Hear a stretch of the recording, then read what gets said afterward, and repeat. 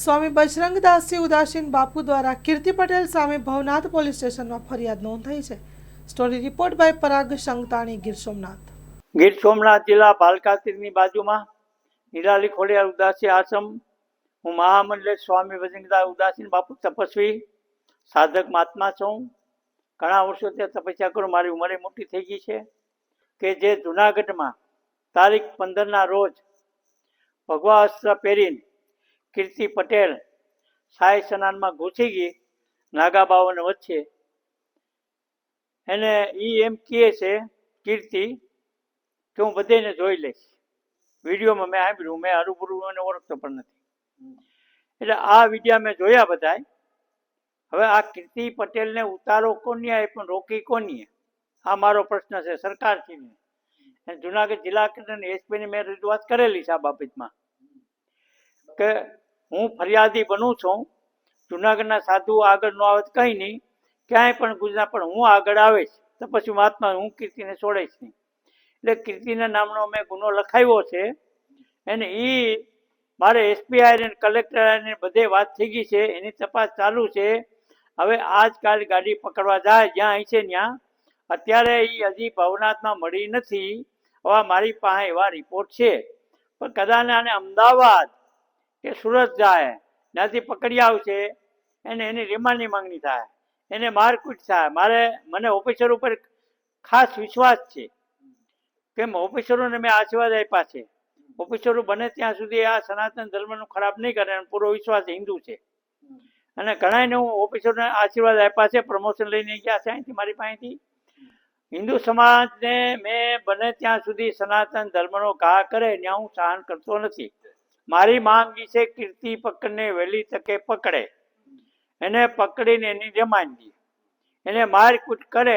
એટલે જેવું હોય છે એવું કીર્તિ પટેલ ઓકી નાખીને માની જાય કે ક્યાં મહાત્મા મને ઉતારો આપ્યો હતો અને ક્યાં મહાત્મા મને ભગવા કપડાં પહેરાવ્યા હતા. ક્યાં મહાત્મા મને ભગવા કપડાં પહેરાવ્યા હતા. એટલે કીર્તિ પટેલ માની જાય, મારી ગેરંટી. જ્યાં સુધી તમે સરકાર જાગૃત નહીં થાવ, ગુજરાત સરકારમાં જો આવા ઢોંગ હાલી રહ્યા છે અને તમે જો અવાઓને એજન્ટ તરીકે બાવાઓને આખી મૂક્યા છે, એ હું સખ્ત શબ્દોમાં વખોડી કાઢું છું. જે 2 નંબરના ધંધા હાલે છે, કોઈ છોકરીઓને મૂકતા નથી, બહારથી બોલાવે છે, વીઆઈપી ગાડીઓ જાય છે, હું ધંધા હાલે છે, ગરીબ સાધુ જાય તેનો ટુકડો નથી, 70 કરોડના બંગલા બનાવ્યા છે. હું હાલી જો આ બધું મારી પાસે રિપોર્ટ ખિસ્સામાં છે. કીર્તિ પટેલનું મારું માનવું એ છે કે હરિયાણા ભારતીય આશ્રમમાં હરિયાણા ભારતી છે ત્યાં આશ્રમમાં રોકાણી. મારું માનવું એમ છે. હું એમ કહેતો રોકાણી કેમ, પણ મારું માનવું એમ છે કે હરિયાણા એમ કહેતી કે હરિયાણા ભારતી મારા ગુરુ મહારાજ છે. તો મારું માનવું છે કીર્તિ પટેલ ત્યાં રોકાણી હોય તો મને શંકા છે કે એ મહાત્માઓ ઇન્દ્ર ભારતી અને હરિયાણા ભારતી બે મળીને ભગવા કપડા આપ્યા હોય અને સાઈ સ્નાનમાં ભેગી લીધી હોય. કે એનું કારણ છે કે જ્યારે ઋષિ ભારતીઓનો ગુરુ ચેલાનો ડખો ઉપડ્યો સરખેજનો, ત્યારે કીર્તિ પટેલે સાથ આપ્યો હતો હરિયાણા ભારતીને. ખુલ્લા આવી ગઈ હતી, એને કબાટે ખોલ્યા હતા. હા, એ મને ખબર છે બધી. એટલે આ ફરિયાદમાં મારો અનુભવ છે કે જુનાગઢના સાધુ, ગુજરાતના સાધુ કોઈ આગળ આવ્યા નથી. હું આગળ આવ્યો છું. હું તપસ્વી મહાત્મા. સરકારશ્રીને પણ મારી આ રજૂઆત છે કે આની ધરપકડ કરીને આની રિમાન્ડ થવી જોઈએ. મારું નિવેદન લઈ ગયા ત્યાં ઓરદારા સાહેબે મેં આપ્યું છે, ત્યાં ભવનાથમાં પટેલ સાહેબને આપ્યું છે. એમાં કોઈ બાપુમાં ફેરફાર નહીં પડે. અને મેં આજે જ સાહેબને ફોન કર્યો, જે નકલ છે એ મને એક મોકલજો. એમાં કલમોનો ઉમેરો કરવામાં આવશે. મને પોલીસ ખાતા પર પૂરો વિશ્વાસ છે. એમાં કોઈ ફેરફાર નહીં થાય. અને ફેરફાર થાય તો હું દિલ્હી ફોન કરી લઈશ. જુનાગઢ મેં કરી છે એસપી સાહેબને ખુદને, ઓરદારા સાહેબને. અને એને મારું નિવેદન લીધેલું છે ઓરદારા સાહેબે.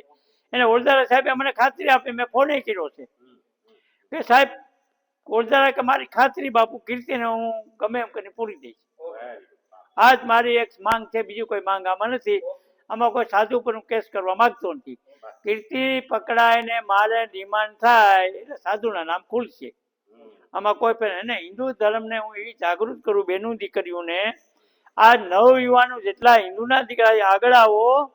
આજ બહેનો દીકરીઓના જે બળાત્કાર થાય છે ને પાછું ભીનું હકેલાઈ જાય છે. હે આમાં વિદ્યાવાળા આગળ આવો. હું તમે જ્યાં વિદ્યાવાળા કોઈ ત્યાં તમને સહકાર આપે. અમારી દીકરીઓના જે બળાત્કાર એ બંધ કરાવો.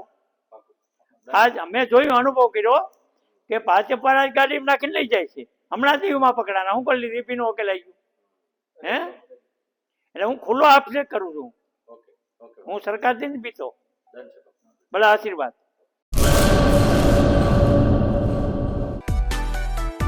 માં motor driving, safe and sure driving. Driving એ શોખ સાથે આપની મોટી જવાબદારી પણ છે. અમારા ઇન્સ્ટ્રક્ટર દ્વારા સચોટ અને સરળ માર્ગદર્શન. આપની રોજની તાલીમની માહિતી મેળવીને શું અધુરાશ છે એના ઉપર પૂરું ફોકસ કરાય છે.